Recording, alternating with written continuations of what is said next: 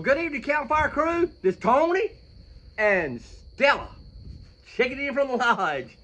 Hey, I want to thank everybody that was praying for us. And look, we made it back home. We safe. We helped a lot of folks get the lights back on. And you know what? It's a blessing to see the smile on people's face when the light comes back on.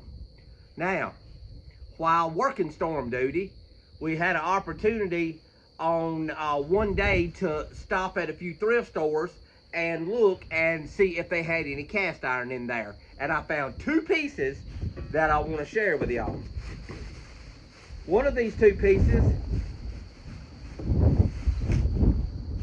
is somewhere around a 6-inch skillet that's made by Birmingham Stove, our BSR, Birmingham Stove and Range. And y'all know how much we like some BSR cast iron. This thing is beautiful. It's farm fresh, filthy, needs a good cleaning, but it's gonna be a beautiful piece to add to the collection. The second piece is also a Birmingham Stove.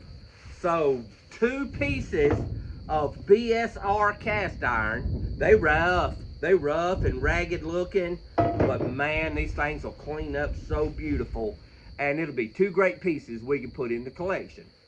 Now then, with all that being said, for all of my cast iron hunters out there, I have got something to tell you.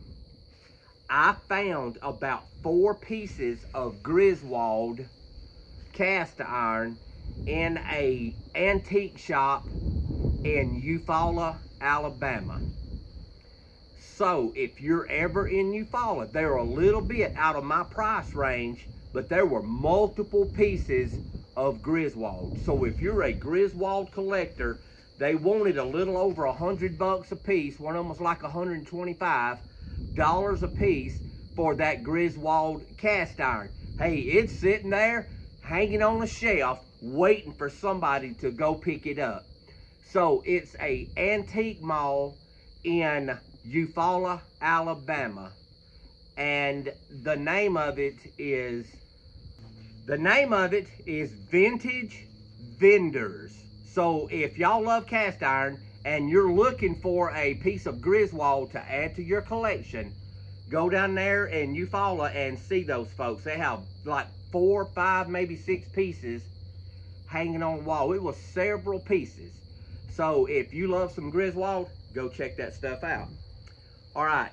I don't want anything. I just wanted to stop by, make a short video and tell everybody we're back home. We're safe and everything went very well. Tomorrow, I'm going to make a video. I'm going to make a sit-down video about some of the things that I saw and how, regardless how much we think we're prepared, are we really prepared when a storm that catastrophic comes through.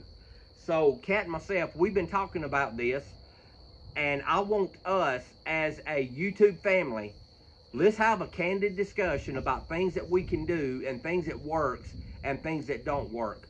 We really saw a lot of people that were hurting, and there's got to be a better way. There's got to be some things that we can do to make life a lot better if the lights are out, or if water's not on, or if you can't get to the grocery store, because there were some of these neighborhoods that were blocked in for 2 or 3 days with just massive trees lining the road and they couldn't get out.